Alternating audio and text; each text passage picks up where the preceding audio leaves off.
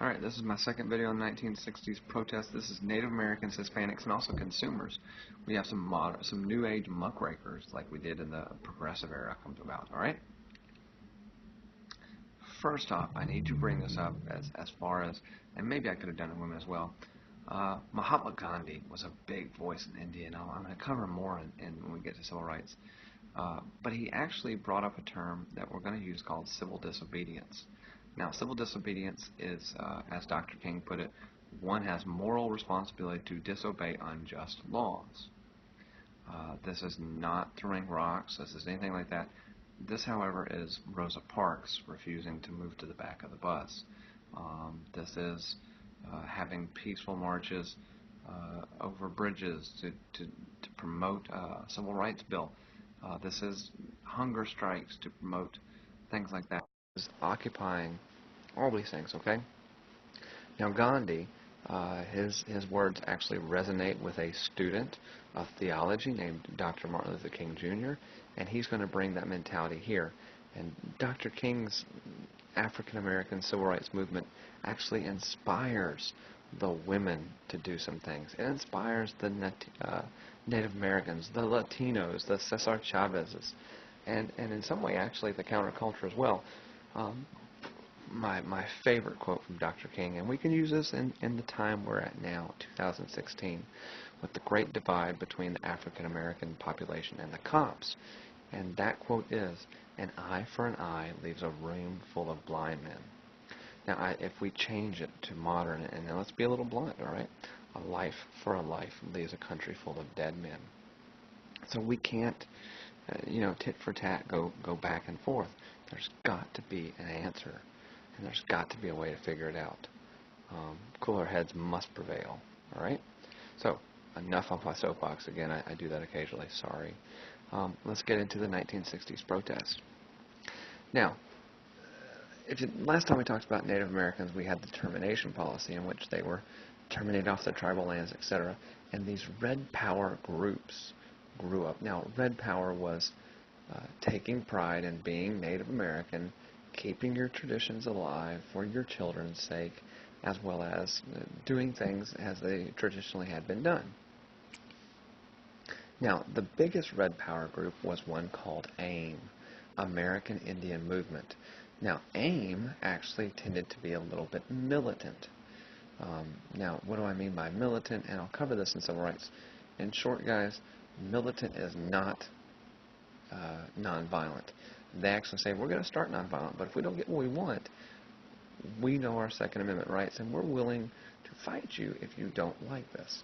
Now, the leader at the point we're here, late 60s, early 70s, of the AIM movement is a guy named Richard Oakes. And so what does Richard Oakes and AIM really do that puts the Red Power, the Native Americans, on the map? They will occupy Wounded Knee and Alcatraz Island. Alcatraz is, yes, where they had Al Capone, the Birdmen of Alcatraz, and all these other things, okay? Now, what does it mean to occupy it? It means you just basically take it by force. You do have some type of protection, and ultimately the government has to come in and force you down. Now, why did they do this? These two places in particular had originally belonged to the Indians, and they said, you're not using them anymore, we're taking them back, unless we get our way. Now, this occupation technique really grew out of, if you will, the sit-in movement of African Americans, where they would sit in a place and had to be forcibly removed. Occupy is very similar, except they lived there, whereas in a sit-in was kind of a temporary thing, and they would leave eventually.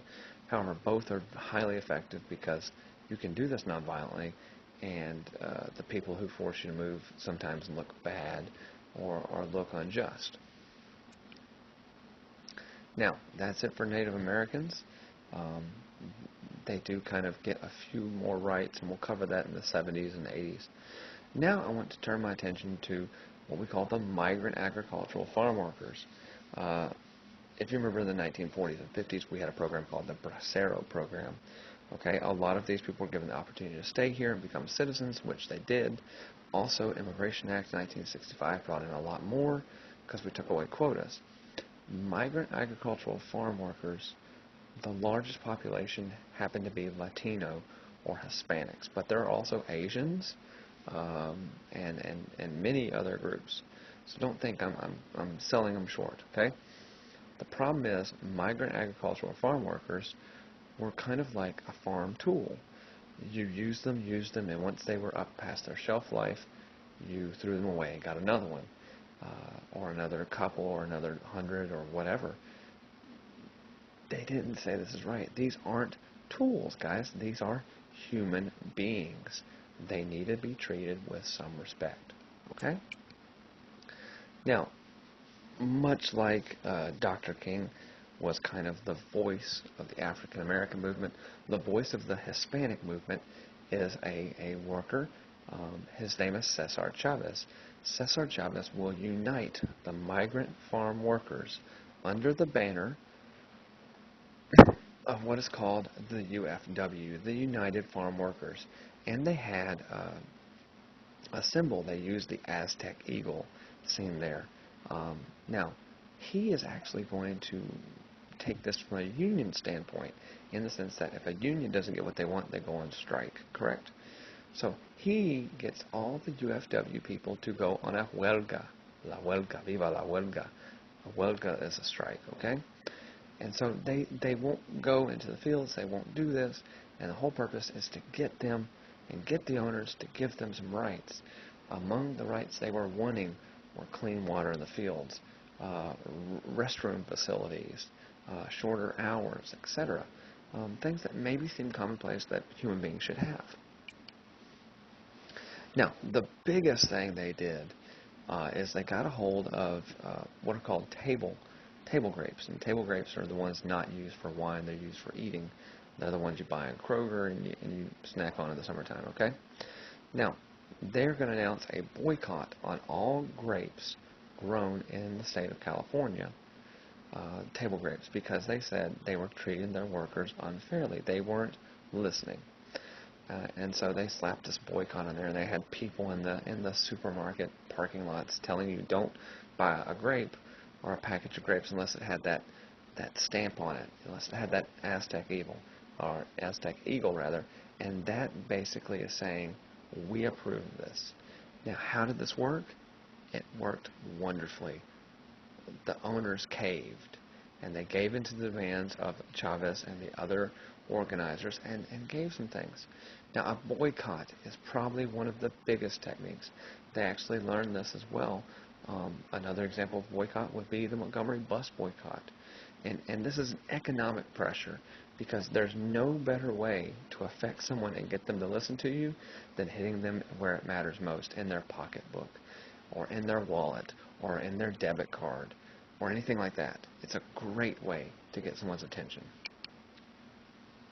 Now, the other thing that Cesar Chavez really becomes synonymous with is a famous hunger strike. He's going to march to this, Sacramento, the capital of California, to the steps, and he's going to essentially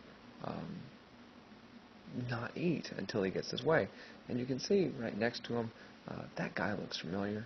That is Robert Kennedy. That is John F. Kennedy's brother. He's running for president at this point. This is before he's going to be shot in '68. And so he kind of develops a friendship with Cesar Chavez. He's the one that brings all the African American plight that we had talked about previously. Now, a couple other things, and this is about consumers, all right? A man named Ralph Nader is going to write a book to protect consumers called Unsafe at Any Speed. This is now saying there are design dangers of the American automobile, namely a seatbelt. Seatbelts were not standard in cars. They weren't optional, and that was only lap belt. They didn't have the shoulder belt at this point, okay? So, his whole goal is to get a petition going to make seatbelts mandatory, because he said seatbelts save lives. And it works. In the years since seatbelt has become a big thing, click it or ticket, we have seen the number of fatalities due to car crashes decrease. That's not saying it's there, but that's saying if you get in a car crash, you have a seatbelt on, your chance of survival is much higher. So please wear your seatbelt. Now, the other woman The other kind of modern mock raker consumer is Rachel Carson. Now, Rachel Carson writes a book called Silent Spring. Spring is a time of birds chirping and all kinds of noise and everything like that. She says if we keep treating the earth the way we are, we will have a silent spring, meaning everything's dead. Now, what is she ultimately out to change here? What does she want?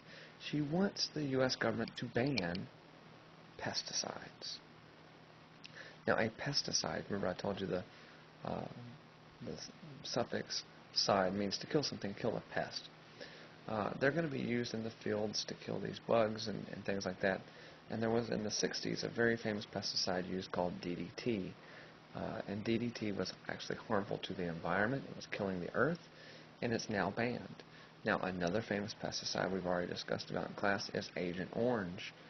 Agent Orange was used to kill the trees in the Vietnam era, but as we've seen, it does cause horrible birth defects. So she's aiming that we don't use a pesticide, all right? So that was it for the second video on the 1960s protest. The third video is going to go into the counterculture and kind of the hippie movement, all right?